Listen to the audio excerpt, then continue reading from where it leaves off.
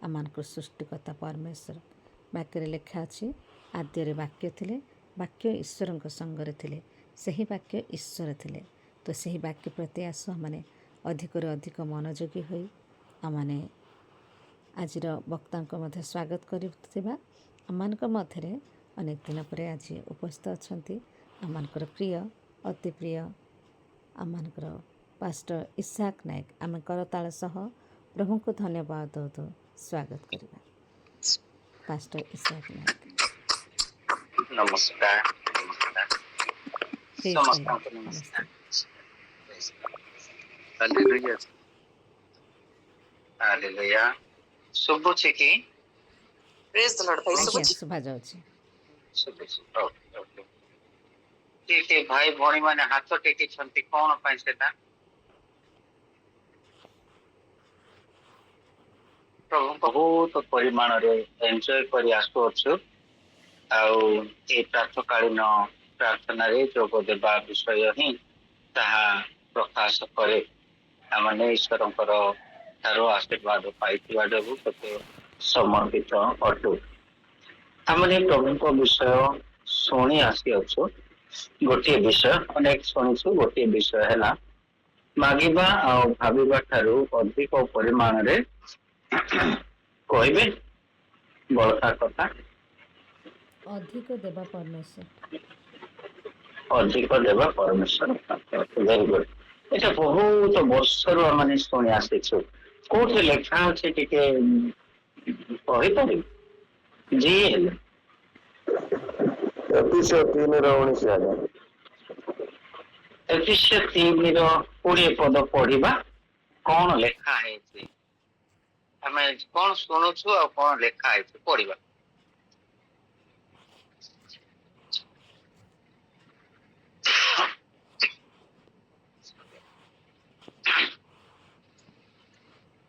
जो ईश्वर आम मानकर अंतर रे कार्य साधन करुथिबा आपण शक्ति अनुसार आम मानकर मागिबा बा भाबे ठारू अत्यधिक परिमाण रे साधन करि पारंती जुगे जुगे पुरुष कौन करि पारंती परिमाण रे साधन करि पारंती। हमें कौन सुनी आसीछु और कौन कहि चलीछु देवा परमेश्वर कथा हम एटा देखि नाही बाइबल आम जो प्रकार ईश्वर विषय ईश्वर वाक्य लेखा अच्छी बोली आम कही चलचु घोषणा करी करी करी करी चलचु किंतु प्रकृति सेटा ना आउ किए जदि कोटे लिखिथिबे कहिबे मागिबा और भाबिबा ठारो अधिक परिमाण रे देवा परमेश्वर होतंते से दियंती सत किंतु वाक्य रे सेमती लेखा नाही। हमें अनेक समय शुणा कथा बहुत गुरुत्व कहले स्वाभाविक आमनकर विश्वास तो शुणा ठार ही आरंभ हुए आउ ख्रीष्ट जीवन अभिवृद्धि शुणी शुणी आमनकर हुए कारण आम पिला थाऊ आउ शुणु आउ जहा शुणु ताहा माने यह ही सत्य बोली ग्रहण करू। दुखर विषय अटे जे आमने जेतेबेले निजे बढ़िबा आरंभ करू छोट पिला जेमती निजे चलीबा आरंभ करे सेतेबेले से निज इच्छा रे पाद पकाए निज इच्छा रे दिग परिवर्तन करे एटा होची अभिवृद्धिर एक स्पष्ट छवि अटे।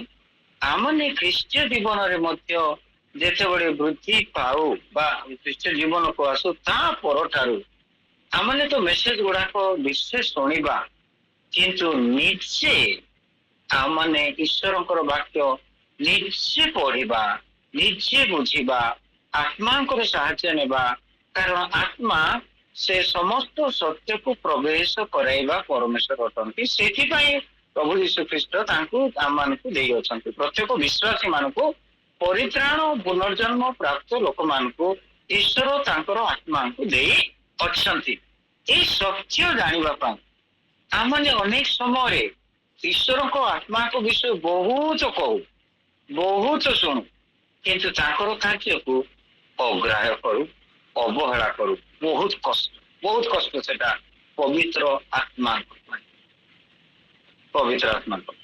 ଆଜି ଏଇ ପଦ ଆମେ ଆଲୋଚନା କରିବା। ଆମେ ଯାହା ଶୁଣି ଆସିଥିଲୁ ତାହା ନୁହେଁ, କିନ୍ତୁ ଯାହା ଲେଖା ହେଇଛି ତାହା ଧ୍ୟାନ କରିବା, ଆଉ ପରବର୍ତ୍ତୀ ସମୟରେ ଏହି ଭୁଲ କେବେ ନ କରୁ।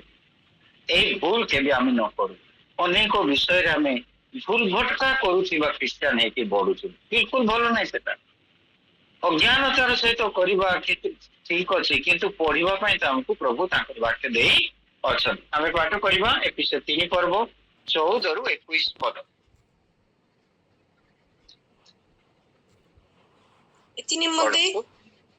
ଏଥିନିମନ୍ତେ ଯେଉଁ ପିତାଙ୍କ ଠାରୁ ସ୍ୱର୍ଗ ଓ ପୃଥିବୀସ୍ଥ ପ୍ରତ୍ୟେକ ପିତୃକୁଳ ନାମ ପ୍ରାପ୍ତ ହୁଏ, ତାହାଙ୍କ ଛାମରେ ମୁଁ ଜାନୁପାତି ପ୍ରାର୍ଥନା କରୁଅଛି, ଯେପରି ସେ ଆପଣା ଗୌରବ ରୂପ ନିଧି ଅନୁସାରେ ଆପଣ ଆତ୍ମାଙ୍କ ଦ୍ୱାରା ତୁମମାନଙ୍କୁ ଆନ୍ତରିକ ପୁରୁଷରେ ଶକ୍ତି ପ୍ରାପ୍ତ ହୋଇ ବଳବାନ ହେବାକୁ ଦିଅନ୍ତି।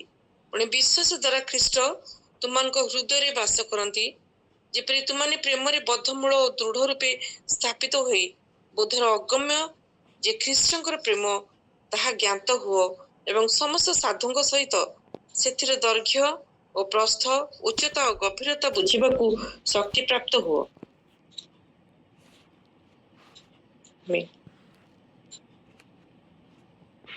21 ପଦ ପର୍ଯ୍ୟନ୍ତ।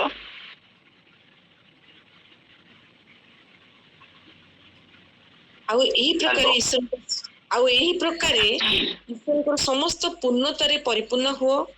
ଯେଉଁ ଈଶ୍ୱର ଆମମାନଙ୍କ ଅନ୍ତରରେ କାର୍ଯ୍ୟ ସାଧନ କରୁଥିବା ଆପଣା ଶକ୍ତି ଅନୁସାରେ ଆମ୍ଭମାନଙ୍କର ମାଗିବା ବା ଭାବିବା ଠାରୁ ଅଧିକ ପରିମାଣରେ ସାଧନ କରିପାରନ୍ତି, ଯୁଗେ ଯୁଗେ ପୁରୁଷାନୁକ୍ରମେ ମଣ୍ଡଳୀ ଓ ଖ୍ରୀଷ୍ଟ ଯୀଶୁଙ୍କ ଦ୍ୱାରା ତାହାଙ୍କର ଗୌରବ ହେଉ। ଆମେନ୍। ପ୍ରାର୍ଥନା କରିବା।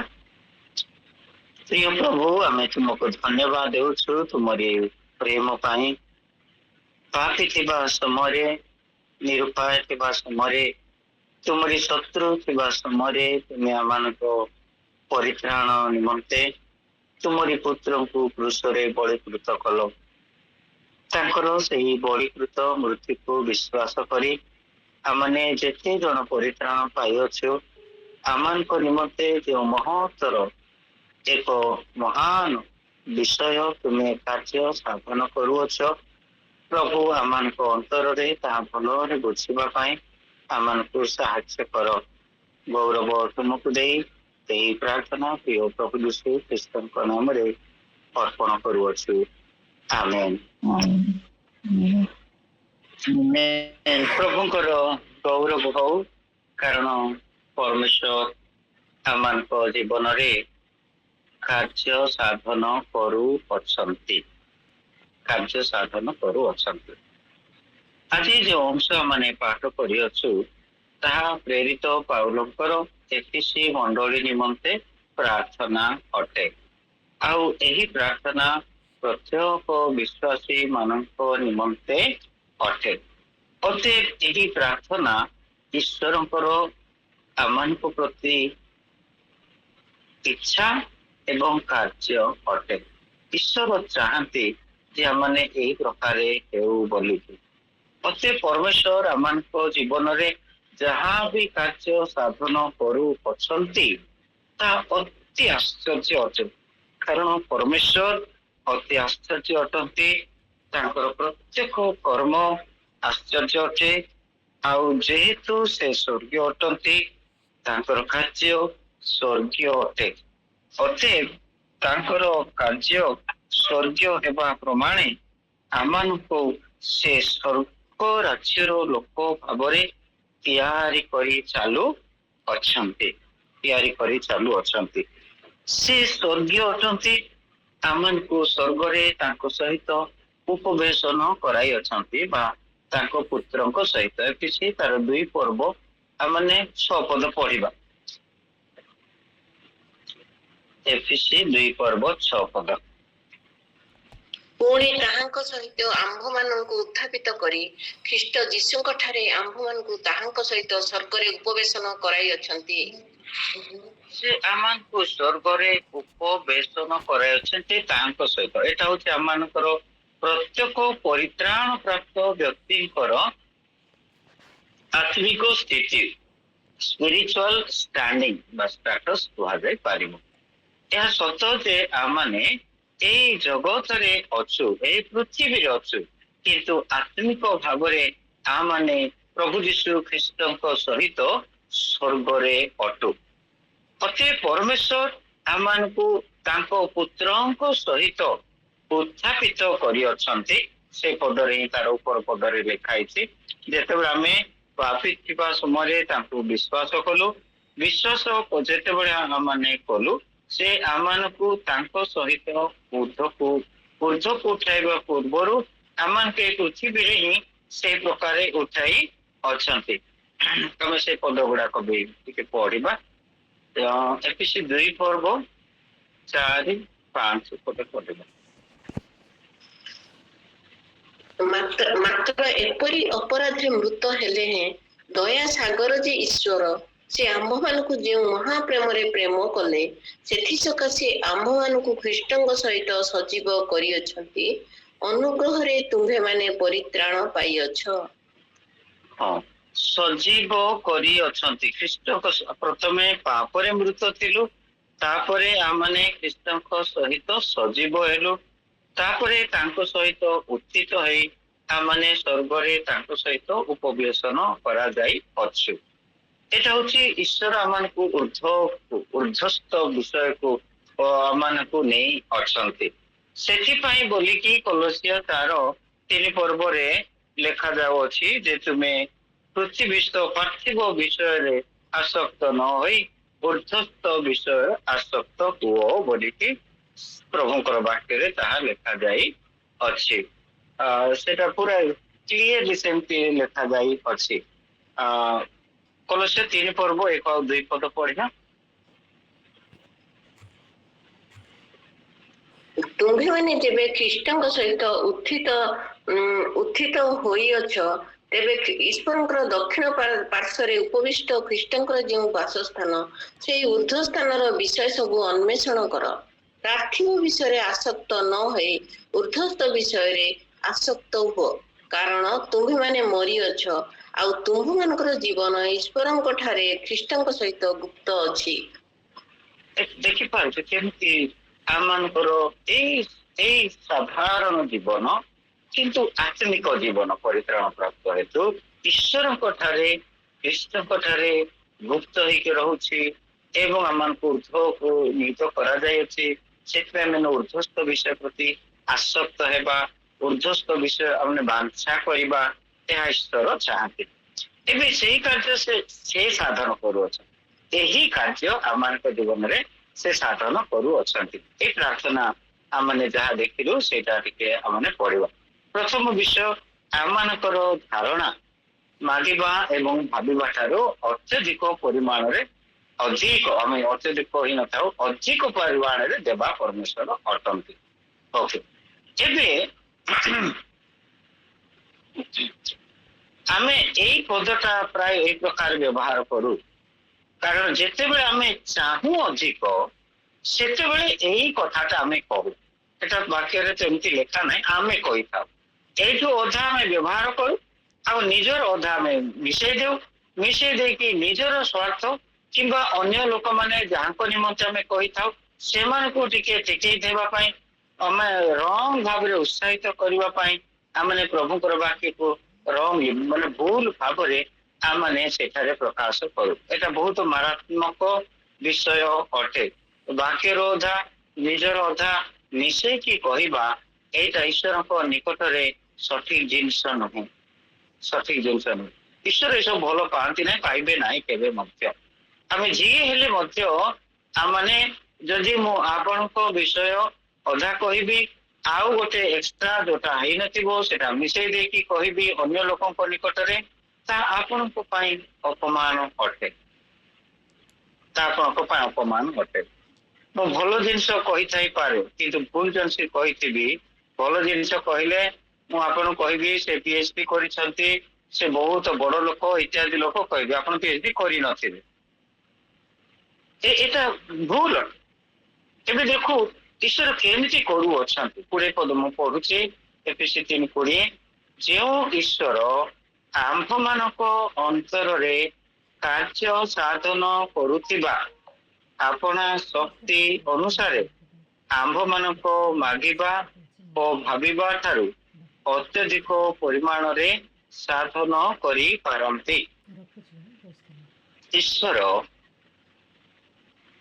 କଣ କରୁଅଛନ୍ତି? ସାଧନ କରୁଅଛନ୍ତି। ସାଧନ କରୁଅଛନ୍ତି। God is at work in the lives of the believers. ଏଠାରେ ପ୍ରେଜେଣ୍ଟ ଟେନ୍ସରେ କଣ୍ଟିନ୍ୟୁଅସ୍ ଟେନ୍ସରେ ଲେଖା ହେଇଛି ପ୍ରଥମ ଅଂଶ। ସାଧନ କରୁଥିବା ବୋଲି ଲେଖା ହେଇଛି ପ୍ରେଜେଣ୍ଟ କଣ୍ଟିନ୍ୟୁଅସ୍। ଏଟା ନିରନ୍ତର କାର୍ଯ୍ୟ ସେ ସାଧନ କରୁଅଛନ୍ତି। ହେଲେ ସେ କେମିତି ସାଧନ କରୁଅଛନ୍ତି ବିଶ୍ୱାସୀ ମାନଙ୍କ ଜୀବନରେ? ତାଙ୍କ ଶକ୍ତି ଅନୁସାରେ ସେ ସାଧନ କରୁଛନ୍ତି। ତାଙ୍କ ଶକ୍ତି। ଏବେ ଈଶ୍ୱରଙ୍କର ଶକ୍ତି କେତେ ଅଟେ? ତାହା ସେହି ଶକ୍ତି ଆମର ଭାବିବା ଆଉ ମାଗିବା ଠାରୁ, ଆମର ମାଗିବା ଆଉ ଭାବିବା ଠାରୁ ଅଧିକ ଅଟେ। ଆମେ କେବେ ବି ଈଶ୍ୱରଙ୍କର ଲେଭେଲକୁ ଆମେ ଭାବି ପାରିବା ନାହିଁ। ବିଷୟ ପୁସ୍ତକରେ ଈଶ୍ୱରଙ୍କର ବାକ୍ୟରେ ଲେଖା ହେଇଛି, ମୋହର ଯୋଜନା ବା ମୋହର କଳ୍ପନା ତୁମର କଳ୍ପନା ନୁହେଁ। ତା ଅର୍ଥ ମୋହର କଳ୍ପନା ବା ଈଶ୍ୱର କଳ୍ପନା ସ୍ୱର୍ଗୀୟ ଅଟେ। ଆମେ ତାହା ରିଚ୍ କରିପାରିବା ନାହିଁ, ଆମେ ହାତ ପହଞ୍ଚାଇ ପାରିବା ନାହିଁ। ଈଶ୍ୱର ଏପରି ଅତି ମହାନ ଅଟନ୍ତି। ତାଙ୍କର ପ୍ରତ୍ୟେକ କାର୍ଯ୍ୟ ମହାନ ଅଟେ ଏବଂ ସେ ମହାନ କାର୍ଯ୍ୟ ଆମର ଭଲ ପାଇଁ ଅଟେ। କେମିତି ତାହା କରୁଅଛନ୍ତି? ତେବେ ଯେଉଁ ଈଶ୍ୱର ବୋଲି ଆମେ ଦେଖିଲୁ କୋଉଠାରେ କାର୍ଯ୍ୟ କରୁଅଛନ୍ତି? ଆମମାନଙ୍କ ଅନ୍ତରରେ, ବିଶ୍ୱାସୀ ମାନଙ୍କ ଅନ୍ତରରେ, ପରିତ୍ରାଣ ପ୍ରାପ୍ତ ଭାଇ ଭଉଣୀ ମାନଙ୍କ ଅନ୍ତରରେ ସେ ତାଙ୍କ ଶକ୍ତି ଅନୁସାରେ କାର୍ଯ୍ୟ ସାଧନ କରୁଅଛନ୍ତି। ତାଙ୍କର ଶକ୍ତି ଅନୁସାରେ କାର୍ଯ୍ୟ ସାଧନ କରୁଅଛନ୍ତି। ଅନେକ ସମୟରେ ଆମେ ଦେଖୁ ନିଜ ଜୀବନରେ ଯେ ଆମର ଭାଇ କି ଭଉଣୀ ହେଇଥିବେ, ଆମ ବିରୁଦ୍ଧରେ କୌଣସି କଥା କହି ଦେଇଥିବେ, ତାଙ୍କୁ ଆମେ କ୍ଷମା ଦେଇ ପାରିନଥାଉ। ତାଙ୍କୁ ଆମେ କ୍ଷମା ଦେଇ ପାରିନଥାଉ। କିନ୍ତୁ ଯେତେବେଳେ ଆମେ ଈଶ୍ୱରଙ୍କ ନିକଟରେ ସମର୍ପିତ ହଉ, ପ୍ରାର୍ଥନା କରୁ, ପ୍ରଭୁ ମୁଁ ସେ ଭାଇଙ୍କୁ କ୍ଷମା ଦେଇ ପାରୁନାହିଁ, ସେ ଭଉଣୀକୁ କ୍ଷମା ଦେଇ ପାରୁନାହିଁ, ମତେ କ୍ଷମା କର। ଆଉ ତାଙ୍କୁ କ୍ଷମା କରିବା ପାଇଁ ମୋ ଅନ୍ତରରେ ତୁମରି ପ୍ରେମ ଦିଅ। ମୋ ପ୍ରେମ, ମୋ କ୍ଷମା ଊଣା ପଡୁଅଛି। ସେହି ସମୟରେ ପ୍ରଭୁ ଆମମାନଙ୍କୁ କ୍ଷମା କରନ୍ତି ଏବଂ ଯାହାକୁ କ୍ଷମା ଦେଇ ପାରୁନଥିଲୁ ତାଙ୍କୁ ପ୍ରେମରେ କ୍ଷମା ଦେଇପାରୁ, କ୍ଷମା ମାଗିପାରୁ। ଏହି ପ୍ରକାର କର୍ମ ଈଶ୍ୱର ଆମମାନଙ୍କ ଜୀବନରେ ସାଧନ କରନ୍ତି। ପୁଣି ପବିତ୍ର ଜୀବନ କାଟିବା ମଧ୍ୟ ସେହି ପ୍ରକାର ବିଷୟ ଅଟେ। ସାଧାରଣ ମନୁଷ୍ୟ ନିମନ୍ତେ ଏହି ଜଗତରୁ ପବିତ୍ର ଜୀବନ କାଟିବା ପ୍ରଶ୍ନ ଉଠୁନାହିଁ। ବାହାରକୁ ଆମେ ମୋରାଲି ନୀତିଗତ ଭାବରେ ବା ନୈତିକ ଜୀବନ କାଟିପାରୁ, କିନ୍ତୁ ପବିତ୍ର କେବେ ହୋଇପାରିବା ନାହିଁ। କେବଳ ପ୍ରଭୁ ଯୀଶୁ ଖ୍ରୀଷ୍ଟଙ୍କ ରକ୍ତରେ ଧୌତ ବିଶ୍ୱାସୀ ଭାଇ ଭଉଣୀମାନେ, ପରିତ୍ରାଣ ପ୍ରାପ୍ତ ଭାଇ ଭଉଣୀମାନେ ହିଁ ଈଶ୍ୱର ଚାହୁଁଥିବା ପରି ପବିତ୍ର ଜୀବନ କାଟି ପାରନ୍ତି। ଏହି ପବିତ୍ର ଜୀବନ କାଟିବା ଈଶ୍ୱରଙ୍କର କର୍ମ ଅଟେ। ତାହା ଆମେ ମାଗିପାରିବା ଠାରୁ, ଭାବିବା ଠାରୁ ଅଧିକ ପରିମାଣରେ କେବେ ଭାବି ପାରିବାନି। ଆମ ନିଜର ଜୀବନ ଅତୀତକୁ ଯେତେବେଳେ ଆମେ ଦେଖୁ, ଆମେ ଅନେକ କେତେ ନେଷ୍ଟି ଲାଇଫ୍, ଆମେ କେତେ କଦର୍ଯ୍ୟ ଜୀବନ ବଞ୍ଚୁଥିଲୁ, କିନ୍ତୁ ଏବେ କେତେ ପବିତ୍ର ଜୀବନ ବଞ୍ଚି ପାରୁଅଛୁ। କେତେ ମହାନ ଅଟନ୍ତି, କେତେ ମହାନ ଅଟନ୍ତି। ଅତି ଆଶ୍ଚର୍ଯ୍ୟ। ଏହି ପ୍ରକାର ସେ ଆମମାନଙ୍କ ଅନ୍ତରରେ କାର୍ଯ୍ୟ ସାଧନ କରୁଅଛନ୍ତି। ତେବେ କି କାର୍ଯ୍ୟ ସାଧନ କରୁଅଛନ୍ତି? 19 ପଦ ଦୟାକରି ପଢିଲେ।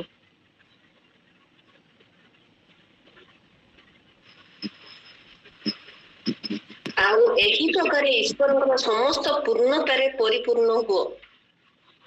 ଏବେ ଈଶ୍ୱରଙ୍କର ଯୋଜନା ଯେ ପ୍ରତ୍ୟେକ ବିଶ୍ୱାସୀ ଈଶ୍ୱରଙ୍କ ସମସ୍ତ ପୂର୍ଣ୍ଣତାରେ ପରିପୂର୍ଣ୍ଣ ହେବା।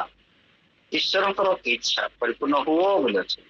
ଈଶ୍ୱରଙ୍କର ସମସ୍ତ ପୂର୍ଣ୍ଣତାରେ ପରିପୂର୍ଣ୍ଣ ହେବ। ତା ମାନେ ଆମମାନଙ୍କ ଠାରେ ଯେପରି ପାଣି ବୋତଲ ଅଛି, ଆଉ ସେଇ ପାଣି ବୋତଲର ସମସ୍ତ ପାଣି ନିଜେ ପିଇକି ଆମମାନେ ପରିପୂର୍ଣ୍ଣ ହେବା। ଏବେ ଈଶ୍ୱରଙ୍କର ପୂର୍ଣ୍ଣତାରେ ସମସ୍ତ ପୂର୍ଣ୍ଣତାରେ ଈଶ୍ୱର କିଏ ଅଟନ୍ତି?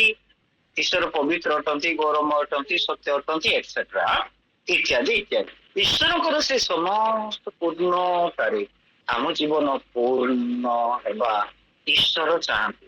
ଏଇଠାରେ ଗୋଟିଏ ବିଷୟ ସେଠାରେ ଲେଖାଯାଇ ଅଛି। ସେ ପୂର୍ଣ୍ଣତା କଣ ଅଟେ? ତା ପୂର୍ବ ପଦ ପଢିବା, 18 ପଦ। ଯେପରି ତୁମ୍ଭେମାନେ ପ୍ରେମରେ ବଦ୍ଧମୂଳ ଓ ଦୃଢ ରୂପେ ସ୍ଥାପିତ ହୋଇ ବଦ୍ଧର ଅଗମ୍ୟ ଯେ ଖ୍ରୀଷ୍ଟଙ୍କ ପ୍ରେମ ତାହା ଜ୍ଞାତ ହୁଅ ଏବଂ ସମସ୍ତ ସାଧୁଙ୍କ ସହିତ ସେଥିର ଦୈର୍ଘ୍ୟ ଓ ପ୍ରସ୍ଥ, ଉଚ୍ଚତା ଓ ଗଭୀରତା ବୁଝିବାକୁ ଶକ୍ତି ପ୍ରାପ୍ତ ହୁଅ। ତାପରେ 19 ପଦ ଲେଖା ହେଇଛି, ଆଉ ଏହି ପ୍ରକାରେ କହିଲେ ଏ ମାପ ଯୁପ କରିବାଟା ଈଶ୍ୱରଙ୍କର ଖ୍ରୀଷ୍ଟଙ୍କର ପ୍ରେମର ଦୈର୍ଘ୍ୟ, ତାହାର ପ୍ରସ୍ଥ, ତାର ଉଚ୍ଚତା, ତାର ଗଭୀରତା ଏସବୁ ବୁଝିବା ନିମନ୍ତେ ଈଶ୍ୱର ଆମମାନଙ୍କୁ ତାଙ୍କର ଆତ୍ମାଙ୍କୁ ଦେଇଅଛନ୍ତି। ହାଲେଲୁୟା। ଈଶ୍ୱର ତାଙ୍କ ଆତ୍ମାକୁ ବିଶ୍ୱାସ ମାନଙ୍କୁ ଦେଇଅଛନ୍ତି, ଯେପରି ଈଶ୍ୱର ତାଙ୍କର ପୂର୍ଣ୍ଣତା ଆମର ଅନ୍ତରରେ ବୁଝିବା ପାଇଁ ତାଙ୍କର ଆତ୍ମାଙ୍କର ସାହାଯ୍ୟ ଆମମାନଙ୍କୁ ଦିଅନ୍ତି। ସେଥିପାଇଁ ଦେଇ ଅଛନ୍ତି। ଖ୍ରୀଷ୍ଟଙ୍କର ପ୍ରେମର ଦୈର୍ଘ୍ୟ, ପ୍ରସ୍ଥ, ଉଚ୍ଚତା, ଗଭୀରତା ତାହା ଆମେ ମାପି ପାରିବା? ମାପି ପାରିବା, କିନ୍ତୁ ତାହା ତାହାଠାରୁ ଅଧିକ ଅଟେ। ଆମେ କେତେ ମାପି ପାରିବା? ମୋର ହାତ ଯେତେ ଲମ୍ବା ସେଇଟା ମୁଁ କହିବି ଏଟା ମୋ ହାତରେ ହାତେ ହେଲା ବୋଲି, 2 ହାତ 3 ହାତ ହେଲା ବୋଲି ଆମେ ମାପିବା। ଆମର ସୀମିତ ଜ୍ଞାନର ପୂର୍ଣ୍ଣ ଜ୍ଞାନରେ ଆମେ ଯେତେବେଳେ ଖ୍ରୀଷ୍ଟଙ୍କର ପ୍ରେମକୁ ମାପିବା ତାହା ମାନଙ୍କ ପାଇଁ ଅତି ମହାନ ଅଟେ, ଅତି ମହାନ ଅଟେ।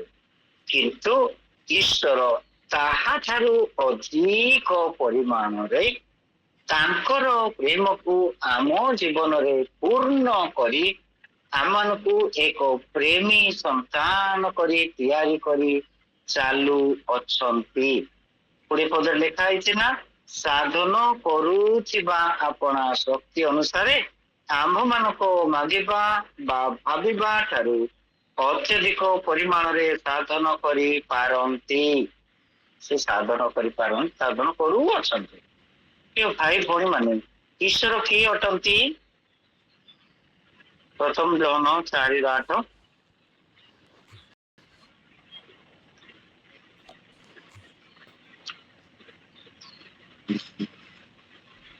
ଯେ ପ୍ରେମ କରେ ନାହିଁ ସେ ଈଶ୍ୱରଙ୍କୁ ଜାଣେ ନାହିଁ, କାରଣ ଈଶ୍ୱର ତ ପ୍ରେମ। ଈଶ୍ୱର କିଏ ଅଟନ୍ତି? ଈଶ୍ୱର ପ୍ରେମ ଅଟନ୍ତି। ଏବେ ଏଠାରେ ଆମେ 18 ପଦ ଯୋଉଟା ଦେଖିଲୁ, ସେହି ଈଶ୍ୱରଙ୍କର ପ୍ରେମ ଯେ ନିଜେ ପ୍ରେମ ଅଟନ୍ତି, ସେହି ପ୍ରେମକୁ ସେ ତାଙ୍କ ପୁତ୍ରଙ୍କ ଦ୍ଵାରା ପ୍ରକାଶ କଲେ, ଆମମାନଙ୍କ ନିକଟରେ ବୁଝାଇ ଦେଲେ, ଆମମାନଙ୍କୁ ଦେଖେଇ ଦେଲେ। ସେହି ପ୍ରେମ ଯୋଉଟା ଈଶ୍ୱର ଯିଏ ପ୍ରେମ, ଈଶ୍ୱର ଯେ ପ୍ରେମ, ସେ ପ୍ରେମ ପ୍ରଭୁ ଯୀଶୁ ଖ୍ରୀଷ୍ଟ ଆମମାନଙ୍କ ଜୀବନରେ ସାରା ଜଗତରେ ସେ ବଞ୍ଚିବା ଦ୍ୱାରା, କ୍ରୁଶରେ ମରିବା ଦ୍ୱାରା, ପୁନର୍ଥିତ ହେବା ଦ୍ୱାରା ସେ ତାହା ଆମମାନଙ୍କ ନିକଟରେ ସ୍ପଷ୍ଟ ଭାବେ ପ୍ରଦର୍ଶିତ କରିଅଛନ୍ତି। ସେଥିପାଇଁ ତ ଲେଖା ହେଇଛି ଯେ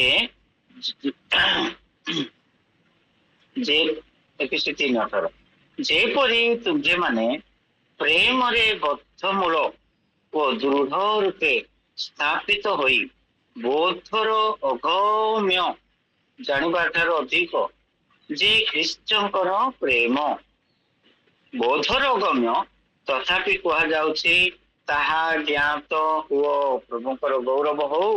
ସେ ତାଙ୍କର ପ୍ରେମକୁ କିଛି ଲୁଚେଇକି ରଖିବା ପାଇଁ ବା ଅପ୍ରକାଶିତ କରି ରଖିବା ପାଇଁ ସେ ତାହା ଚାହୁଁଥାନ୍ତି। ଯଦିଓ ଆମମାନଙ୍କର ବୁଝିବା ଶକ୍ତି କମ୍ ଅଟେ, ତଥାପି ସେ ତାହା ଅଧିକ ପରିମାଣରେ ଆମମାନଙ୍କୁ ଦିନକୁ ଦିନ ପ୍ରକାଶ କରନ୍ତି। ଆମମାନେ ତାଙ୍କର ବାକ୍ୟ ମାଧ୍ୟ ହୋଇ ଯେତେବେଳେ ଜୀବନ ବଞ୍ଚୁ, ଈଶ୍ୱର ତାଙ୍କର ସତ୍ୟ ଏବଂ ପ୍ରେମକୁ ଆମମାନଙ୍କ ନିକଟରେ ପ୍ରକାଶ କରି କରି କରି କରି ଚାଲନ୍ତି। ଆମମାନେ ସେହି ପ୍ରେମରେ ହିଁ ପରିପକ୍ୱ ହଉ, ଈଶ୍ୱରଙ୍କ ସେହି ସତ୍ୟରେ ହିଁ ପରିପକ୍ୱ ହଉ। ତାହା ହୁଏ ବାଧ୍ୟତା ଦ୍ୱାରା, ଈଶ୍ୱରଙ୍କ ବାକ୍ୟର ବାଧ୍ୟତା ଦ୍ୱାରା। ସମସ୍ତ ସାଧୁଙ୍କ ସହିତ ସେଥିର ଦୈର୍ଘ୍ୟ ଓ ପ୍ରସ୍ଥ, ଉଚ୍ଚତା ଓ ଗଭୀରତା ବୁଝିବା ପାଇଁ ଶକ୍ତି ପ୍ରାପ୍ତ ହୁଅ। ଏଥିପାଇଁ ମୁଁ ଜାନୁପାତେ ପ୍ରାର୍ଥନା କରୁଅଛି। ତାର୍ଥ ଈଶ୍ୱର ପ୍ରାର୍ଥନା ଶୁଣନ୍ତି ଆଉ ତାହାର ଉତ୍ତର ଦିଅନ୍ତି, ଏବଂ ଆମମାନଙ୍କ ଜୀବନରେ ତାଙ୍କର ସ୍ୱର୍ଗୀୟ କାର୍ଯ୍ୟ ସାଧନ କରନ୍ତି ବା ସମ୍ପନ୍ନ କରନ୍ତି। ଆମମାନେ ଫିନିଶ ପ୍ରଡକ୍ଟ ନୁହଁ। ଫିନିଶ ପ୍ରଡକ୍ଟ କଲେ ଆମମାନେ ଆମମାନଙ୍କ ଜୀବନରେ ଈଶ୍ୱର ଯାହା ତିଆରି କରୁଛନ୍ତି, ଯାହାକୁ ତିଆରି କରୁଛନ୍ତି, ତାହା ଶେଷ ହୋଇନାହିଁ। ଈଶ୍ୱର ଆମମାନଙ୍କ ଜୀବନରେ ନିଜର କାର୍ଯ୍ୟ ସାଧନ କରି ଚାଲୁଅଛନ୍ତି। We are under construction. We are in the process. ଆମମାନେ ପ୍ରତ୍ୟେକ ବିଶ୍ୱାସୀ ଈଶ୍ୱରଙ୍କ ବାକ୍ୟ ଦ୍ୱାରା, ଆତ୍ମାଙ୍କ ଦ୍ୱାରା, ତାଙ୍କର କାର୍ଯ୍ୟ ଦ୍ୱାରା ଆମମାନେ ତିଆରି ହୋଇ ଚାଲୁଅଛୁ। ତଥାପି ପ୍ରତିଦିନ ଆମମାନେ ସେହି ଦିନର ଏକ ପରିପକ୍ୱ ବିଶ୍ୱାସୀ ହେଇଥାଉ। ଆମମାନଙ୍କ ଜୀବନରେ ଯାହା ସେ କରିଅଛନ୍ତି ସେତିକି ଲେଭେଲର ଆମେ ହୋଇଥାଉ। କେମିତି ସେଟା ଦେଖନ୍ତୁ, ପ୍ରଭୁଙ୍କର ବାକ୍ୟ ପ୍ରକାଶ କରେ। ଫିଲିପିଓ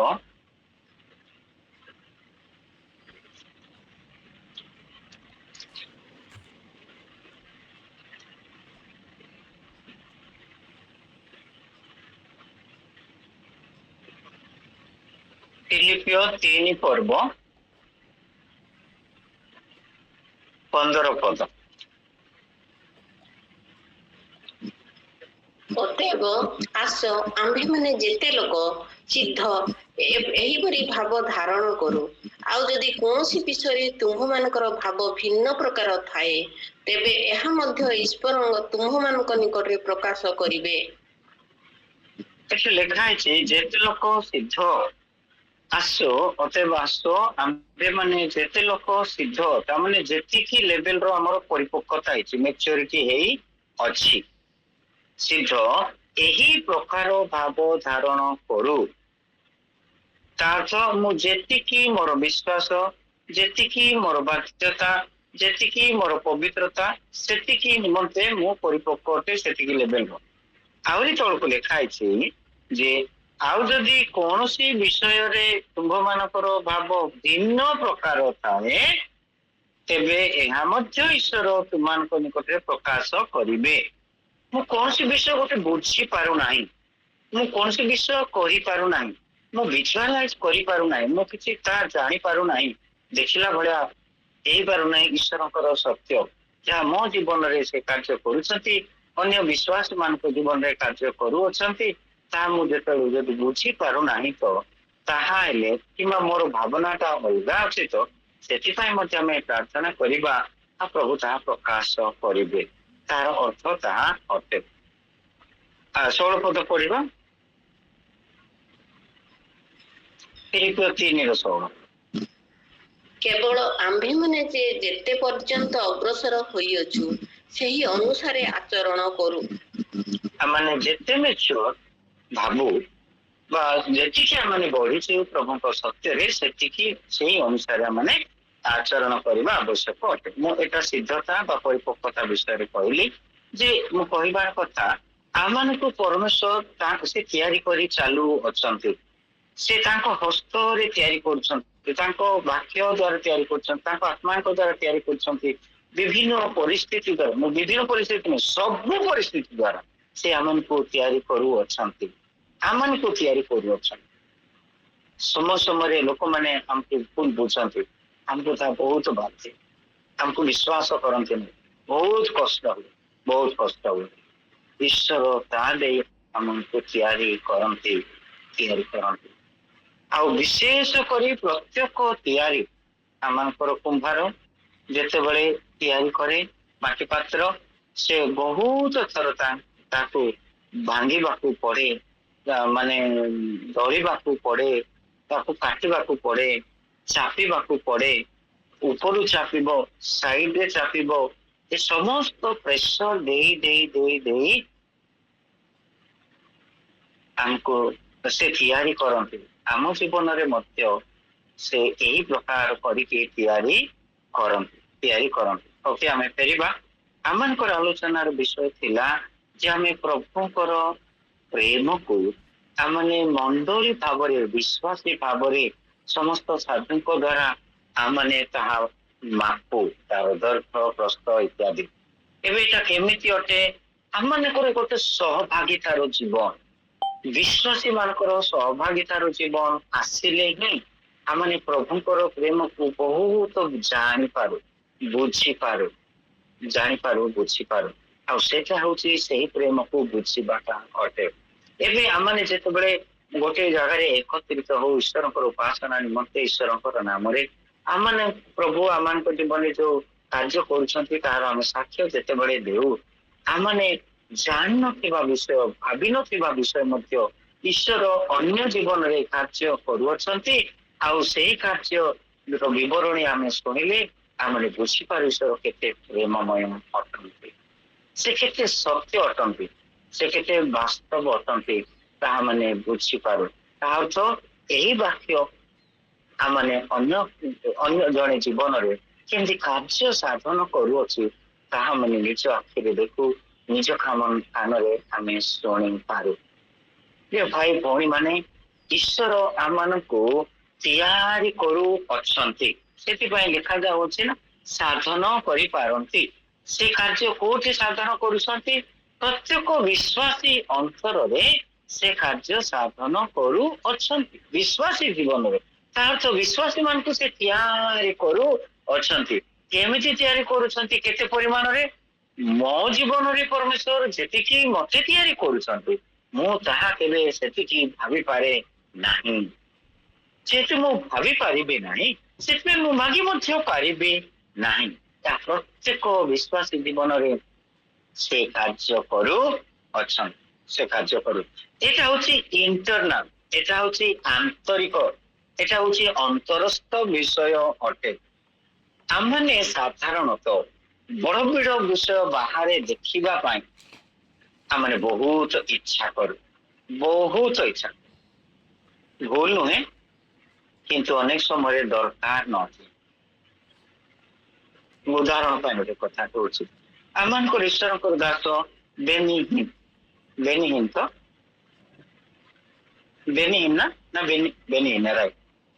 ଆଜ୍ଞା, ସେ ଯୋଉ ପ୍ରକାର ଆଶ୍ଚର୍ଯ୍ୟ କର୍ମ ଈଶ୍ୱର ତାଙ୍କ ଦେଇ କରନ୍ତି, ତାଙ୍କ ମିଟିଂରେ ବହୁତ ଗହଳି ହୁଏ। ଗହଳି କିଏ କରନ୍ତି? ବେନିହିନ ଆଜ୍ଞାଙ୍କ ବିଷୟରେ ଜାଣିଥିବା ବିଶ୍ୱାସୀ ମାନେ ନା ଜାଣିନଥିବା ଅବିଶ୍ୱାସୀ ମାନେ? କିଏ ବେଶୀ ଗହଳି କରନ୍ତି? ଜାଣିଥିବା ବିଶ୍ୱାସୀ ମାନେ। ସେମାନେ ସେଠିକି ଯିବା ଦରକାର କି?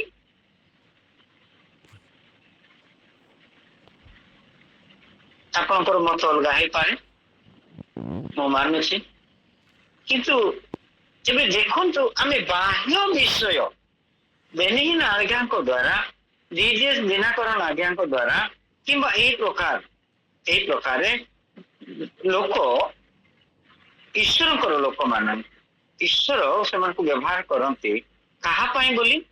ଅବିଶ୍ୱାସୀ ମାନେ ଈଶ୍ୱରଙ୍କ କର୍ମ ଦେଖିବେ, ଆଶ୍ଚର୍ଯ୍ୟ କର୍ମ, ଏବଂ ଯୀଶୁଙ୍କୁ ବିଶ୍ୱାସ କରି ପରିତ୍ରାଣ ପାଇବେ।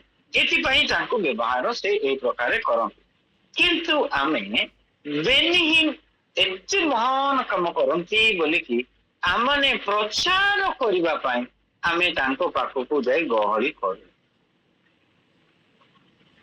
आमने बेनिहीन को प्रचार करू ख्रीष्ट लुचि जाते बहुत दुखर कथा एटा बाह्य विषय गुड़ा किंतु ईश्वर आमन को जीवन रे हमको तैयारी करू अछंती से विषय आमे अधिक गुरुत्व देवा आवश्यक अटे गुरुत्व देवा आवश्यक अटे एक देखंतु एटे ईश्वरकर इच्छा कोन ईश्वरकर इच्छा कोन 19 पद पढिबा एबे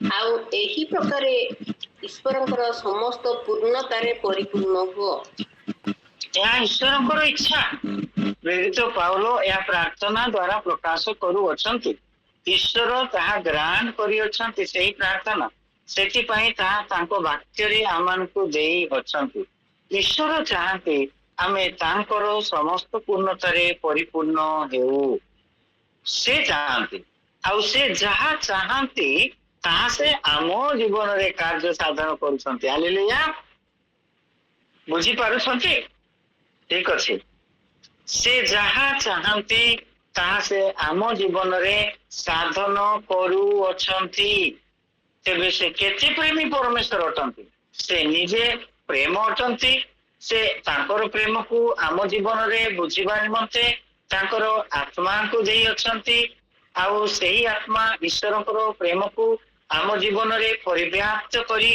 आमन को ईश्वर को एक प्रेमी लोक भाबरे से बढ़िबा पई साहाय्य करू अछंती ताहले आम जीवन रे पिता परमेश्वर प्रभु यीशु ख्रीष्ट को प्रेम पवित्र आत्मा को पूर्णता रे से आमन को तैयारी करि चालू अछंती यह होची ईश्वरकर कार्य यह होची ईश्वरकर कार्य आउ सेही कार्य होची जहाँ से साधन करू अछंती सेही कार्य होची आमर भाबिबा आउ मागिबा ठारू अत्यधिक परिमाण अटे मागिबा आउ भाबिबा ठारू से तांकर कार्य अत्यधिक अटे तार साइज ता बड़ अटे से मागिबा जिस दियंती बोली आमे न कहू सेटा लेखा जाए ना से दियंती आमे गीतरे मध्ये शुणुछु ना मागिबा आगरू से जाति दियंती आउ कौन से टाइप रो सेटा गोटे गीत अछि से कार्य अलगा किंतु एही वाक्य अलगा परमेश्वरकर वाक्य को आमने ताको हिसाब रे बुझिले आमने अति आश्चर्य होई परिबा प्रभु सतरे मो जीवन रे किते एंती कार्य साधन करू अछंती से साधन करबा कार्य आ दीटा जगह देखिबो फिलिपियो तार 2 पर्व 13 पद एटा गोटे आ गोटे जगह देखन से केमती कार्य साधन करू अछंती फिलिपियो 2 पर्व 12 आउ 13 पद पढ़िबा अतएव हे मोहर प्रिय माने जेपरी तुम्ही माने सर्वदा आज्ञाबह होइअछ केवल मोहर साक्षात रे कला परी नुहे किंतु वर्तमान मोहर असाक्षात रे आहुरी अधिक रूपे भय और कंप सह अपना अपना परित्राण साधन कर कारण इच्छा करिबाकू और साधन करिबाकू ईश्वर अपना मंगलमय संकल्पर साफल्य निमंते तुम्ह मानकर अंतर रे कार्य करंती 12 पदर शेष भाग लिखा है आपण अपना परित्राण साधन कर 13 पदरे लिखा जाए से आमको इच्छा करने पुणी साधन करने ईश्वर अपना मंगलमय संकल्पर साफल्य निमंते तुम्भ मान अंतर रे कार्य करती प्रेजेंट कंटिन्यूअस टेंस आमन को से इच्छा दियंती आउ से इच्छा से पूर्ण करती कौन सेटा आमे परित्राण रे बढ़िबार कार्य से कार्य से आम जीवन रे साधन करती अनेक समय ए माने बेसी बड़ बड़ जिनस खाली आमे मागिबा पाइबा पय आमे चाहू हेबा आवश्यक पाइबा नुहे ହେବା ଆବଶ୍ୟକ। We should become the like Christ. We should not be craving to get something great. ଆମେ ସର୍ବଦା ବଡ ବଡ ଜିନିଷ ପାଇବା ପାଇଁ ଆମମାନେ ପୁଣି ସେଟା ପ୍ରଚାର କରିବା ପାଇଁ ଏଇ ପ୍ରକାର ମନୋଭାବ ବିଲକୁଲ ଭଲ ନୁହେଁ ଜଣେ ବିଶ୍ୱାସୀ ପାଇଁ। ଈଶ୍ୱର ଯେପରି ମନୁଷ୍ୟ ହେବା ପାଇଁ ଆମକୁ ଚାହାନ୍ତି ସେହିପରି ହେବା ଆବଶ୍ୟକ ଅଟେ। କାରଣ ଈଶ୍ୱରଙ୍କର ବାକ୍ୟରେ ତାହା ଲେଖାଯାଇଛି ସେ ଆମକୁ ତିଆରି କରୁଅଛନ୍ତି, ତାମାନେ ଆମେ ହେବା ଆବଶ୍ୟକ ଅଟେ। ଲେଖା ହେଇଛି ନା ସାଧନ କର ବୋଲି ଲେଖା କର, ତାପରେ ଲେଖାଯାଇଅଛି ସେ ସାଧନ କରିବାକୁ ଆମମାନଙ୍କର ଅନ୍ତରରେ ତାଙ୍କର ମଙ୍ଗଳମୟ ସଂକଳ୍ପର ସାଫଲ୍ୟ ନିମନ୍ତେ, ତାଙ୍କର ମଙ୍ଗଳମୟ ସଂକଳ୍ପ, ତାଙ୍କର ଗୋଟେ ଯୋଜନା ଅଛି ମୋ ଜୀବନ ନିମନ୍ତେ, ଆପଣଙ୍କ ଜୀବନ ନିମନ୍ତେ, ବ୍ୟକ୍ତି ବିଶେଷ ବିଶ୍ୱାସୀ ମାନଙ୍କ ଜୀବନ ନିମନ୍ତେ ଏକ ମହତ ଯୋଜନା ଅଛି। ତାହା ସେ କାର୍ଯ୍ୟ ସାଧନ କରିକି ଆମ ଜୀବନକୁ ତିଆରି କରି ଚାଲିଅଛନ୍ତି। ପ୍ରିୟ ଭାଇ ଭଉଣୀ ମାନେ, ଆମମାନେ ଈଶ୍ୱରଙ୍କର ବାକ୍ୟକୁ ସଠିକ ଭାବରେ ପଢିବା, ବୁଝିବା ନିମନ୍ତେ ପଢିବା। ଯେତେ ବାକ୍ୟ ଶୁଣୁଛୁ ତାହା ଆମ ବାକ୍ୟ ନିଜ ହାତରେ ଥିବା ବାଇବଲକୁ କମ୍ପେୟାର ସଦାବେଳେ କରିବା। ନିଜେ ବାକ୍ୟ ଯଦି ବୁଝିବା ନାହିଁ ତେବେ ଆମେ ସେ ଅନୁସାରେ ବଢି ପାରିବା ନାହିଁ। ଶୁଣା କଥା ଆମକୁ ଅଧିକ ଖାଲି ଅଧିକ କହିବା ପାଇଁ ଦିଏ, ହେବା ପାଇଁ ଦିଏ ନାହିଁ। God is working in our lives. He is making us with a great plan. Great plan. We should be of that standard. ସେ ଆମକୁ ଯେଉଁ ମାପଦଣ୍ଡରେ ଆମକୁ ତିଆରି କରି ଚାଲୁଅଛନ୍ତି, ଆମମାନେ ସେତିକି ମାପଦଣ୍ଡର ବ୍ୟକ୍ତି ବିଶେଷ ସନ୍ତାନ ହେବା ଆବଶ୍ୟକ ଅଟେ। ଆମମାନେ ବାହାର ଜିନିଷ ବେଶୀ ଶୁଣି ବେଶୀ କହିବାଟା କିଛି ପ୍ରୟୋଜନ ନାହିଁ, କିଛି ପ୍ରୟୋଜନ ନାହିଁ। ମୁଁ ମନା କରୁନାହିଁ ଈଶ୍ୱରଙ୍କର କାର୍ଯ୍ୟ ବିଷୟରେ ଆମେ କହିବା ନାହିଁ ବୋଲି, ତାହା ଈଶ୍ୱରଙ୍କର କର୍ମ ଅଟେ। କିନ୍ତୁ ଅନେକ ସମୟରେ ଆମେ ଖାଲି କହିବା ଦ୍ୱାରା ବେଶୀ ସମୟ ଯାଏ, ହେବା ନିମନ୍ତେ ଆମେ ଗୁରୁତ୍ୱ ଦେଇ ନଥାଉ। ଯେପରି ଆମେ ଗୁରୁତ୍ୱ ଦେଉ ସେଥିପାଇଁ ପାଉଲ କହୁଅଛନ୍ତି ଏଫେସୀ 3:14, ଏ ନିମନ୍ତେ ଯେଉଁ ପିତାଙ୍କ ଠାରୁ ସ୍ୱର୍ଗ ଓ ପୃଥିବୀସ୍ଥ ପ୍ରତ୍ୟେକ ପିତୃକୁଳ ନାମ ପ୍ରାପ୍ତ ହୁଏ, ତାହାଙ୍କ ଛାମୁରେ ମୁଁ ଜାନୁ କାଟି ପ୍ରାର୍ଥନା କରୁଅଛି। ଅତଏବ ଜଣେ ବିଶ୍ୱାସୀଙ୍କର ପ୍ରାର୍ଥନା ବା ପାଉଲ ପରି ଈଶ୍ୱରଙ୍କ ଲୋକର ପ୍ରାର୍ଥନା ବ୍ୟର୍ଥ ଆମେ ନ କରୁ, ଭୁଲ ଭାବରେ ନ ନେଉ, ବରଂ ଯୋଉ ପ୍ରାର୍ଥନା କରାଉଛି ଈଶ୍ୱର ସେହି କାର୍ଯ୍ୟ ଆମ ଜୀବନରେ ସାଧନ କରିବା ପାଇଁ ଚାହାନ୍ତି। ଆସୁ ଆମମାନେ ଈଶ୍ୱରଙ୍କର ଆତ୍ମାଙ୍କ ଦ୍ୱାରା ଏହି ସତ୍ୟକୁ ବୁଝି ଆମ ଜୀବନକୁ ଉନ୍ମୁକ୍ତ ରଖିବା, ଯେପରି ଈଶ୍ୱର ଆମ ଜୀବନରେ ଆହୁରି ଅଧିକ ପରିମାଣରେ କାର୍ଯ୍ୟ ସାଧନ କରିବେ। ତେବେ ଆମେ ଈଶ୍ୱରଙ୍କର ସମସ୍ତ ପୂର୍ଣ୍ଣତାରେ ପରିପୂର୍ଣ୍ଣ ହେବା। ଏହାଠାରୁ ଅଧିକ ଆଉ ଆନନ୍ଦର ବିଷୟ କଣ ହୋଇପାରେ? ସେ ଆମମାନଙ୍କୁ ତାଙ୍କ ପରି ତିଆରି କରୁଛନ୍ତି। ପ୍ରଭୁଙ୍କର ଗୌରବ ହଉ। ସମସ୍ତଙ୍କୁ ଧନ୍ୟବାଦ। ନମସ୍କାର।